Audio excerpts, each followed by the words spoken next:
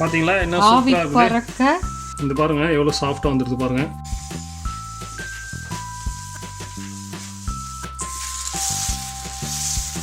Welcome to Papa's Cookies. இப்போ இட்லிக்கும் தோசைக்கும் மாவு அரைப்பதற்கு தேவையான பொருட்களை நம்ம பார்க்கலாம். அரிசி, உளுத்தம்பருப்பு, அவல், வெந்தயம். இதில் அவல் ஆப்ஷனல் தான், நீங்கள் தேவைப்படுறவங்க சேர்த்துக்கலாம். அது அப்படி சேர்க்கலாலும் பரவாயில்ல. ஆனால் அரிசியும் உளுத்தம்பருப்பும் வெந்தயமும் கட்டாயம் நீங்கள் சேர்க்கணும். இப்போ அதுக்கான அளவு நம்ம பார்க்கலாம். இப்போ இது இட்லி அரிசி பாருங்கள். இந்த கப்பில் நான் 3 கப்பு இட்லி அரிசி நான் சேர்த்துக்கிறேன். உளுத்தம்பருப்பு 1 கப்பு உளுத்தம்பருப்பு எடுத்துக்கிறேன். அரிசி 3 கப்பு, உளுத்தம்பருப்பு 1 கப்பு. 3:1 என்ற ரேஷியோவில் நம்ம எடுத்துக்கணும். வெந்தயத்தை 1 டீஸ்பூன் அதில் ஆட் பண்ணின்னு நம்ம ஒரு 8 ஹவர்ஸ் சோக் பண்ணணும். இப்போ சோக் பண்ணுறதுக்கு முன்னாடி இந்த பொருட்கள்லாம் நல்லா வாஷ் பண்ணணும். இப்போ நம்ம இந்த வெந்தயத்தை எடுத்து உளுத்தம்பருப்பு கூட சேர்த்துடலாம். ஒரு 8 ஹவர்ஸ் நல்லா சோக் ஆகட்டும். அதுக்கப்புறம் நம்ம இதை எப்படி கிரைண்ட் பண்ணலான்ட்டு நம்ம பார்க்கலாம். 8 மணி நேரம் ஆயிடுச்சு.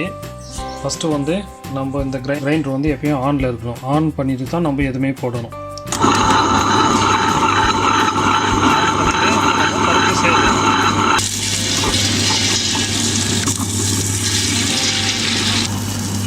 கொஞ்சம் கொஞ்சமாக தண்ணி சேர்த்துவாங்க.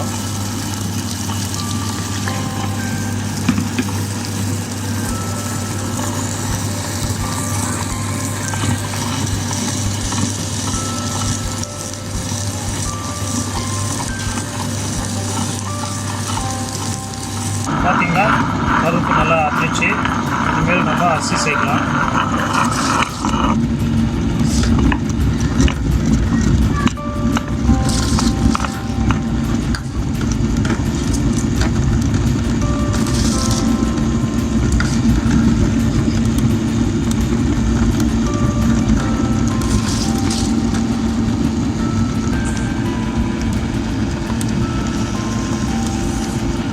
ஓரமாக இருக்கிறதுலாம் நம்ம இது மாதிரி வச்சுன்னா சண்டில் போயிடும். இது ஒரு 15 or 20 மினிட்ஸ் அரையிட்டோம். பார்த்தீங்களா, நல்லா அரைச்சி மாவு. இப்போ ஆஃப் பண்ணிவிட்டு ஒரு பவுலில் ட்ரான்ஸ்ஃபர் பண்ணிவிட்டு உங்களுக்கு நான் காமிக்கிறேன். உப்பு எடுத்துங்க. உப்பு எடுத்துட்டு போட்டுட்டு நல்லா கையில் கலக்கணும். கையில் கலக்கினா தான் மாவு நல்லா புளிச்சு வரும். நல்லா சாஃப்டாக இருக்கும். புளிச்சா தான் இட்லி எல்லாம் நல்லா சாஃப்டாக வரும். ஒரு 2 இல்லை 3 நிமிஷம் நல்லா போட்டு இது மாதிரி கலக்கணும். மிக்ஸ் பண்ணினே இருங்க. கை மாவில் பண்ணணும். அந்த ரீசனுக்காக தான் கையில் கலக்க சொல்கிறாங்க.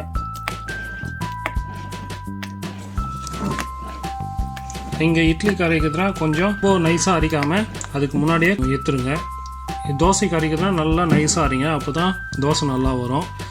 நைஸாக அரைச்சிங்கன்னா இட்லி நல்லா வராது. அதனால் பார்த்து மாவு அரைங்க.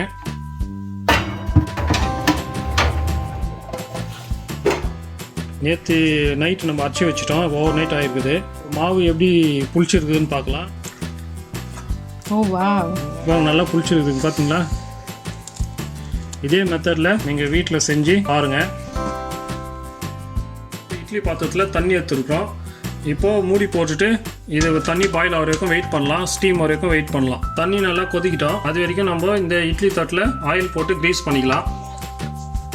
இப்போ நம்ம இது தொட்டுட்டு க்ரீஸ் பண்ணிக்கலாம். ஒன்றுத்துல இப்படி தடவி விட்டுக்கலாம். இது எதுக்கு நம்ம இது மாதிரி பண்ணுறோன்னு கேட்டாக்கா, இட்லி இதில் ஒட்டாமல் வரத்துக்கு பண்ணுறோம். தண்ணி நல்லா கொதிச்சு ஸ்டீம் வர ஆரம்பிச்சு. இப்போ ஓப்பன் பண்ணிவிட்டு தட்டு இது உள்ளே வச்சிடலாம். நான் எப்பயும் தட்டு உள்ளே வச்சுட்டு தான் நான் மாவு ஊற்றுவேன். நீங்கள் வெளியே ஊற்றிட்டு கூட வைக்கலாம். அது அவங்க இஷ்டம் தான்.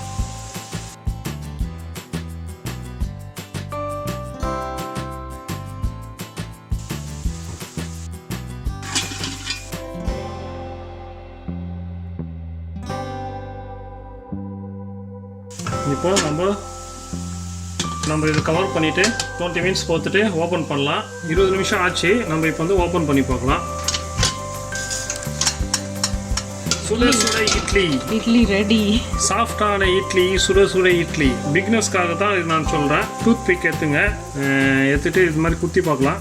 நம்ம இது எடுத்திங்கன்னா பாருங்கள், ஒட்டாமல் இருந்துச்சுன்னா இது வெந்துட்டு இருக்குதுன்னு அர்த்தம். இது பார்த்தீங்களா சட்னியோட சாம்பாரோட சாப்பிட்டோம்னா சூப்பராக இருக்கும். இந்த பாருங்கள் எவ்வளோ சாஃப்டாக வந்துடுது பாருங்கள். நான் வந்து இப்போ இது புட்டு காமிக்கிறேன். இது பாருங்கள் எவ்வளோ சாஃப்டாக இருக்குது பார்த்தீங்களா, எவ்வளோ சாஃப்டாக இருக்குது பார்த்தீங்களா. நீங்களும் வீட்டில் ட்ரை பண்ணி பாருங்கள்.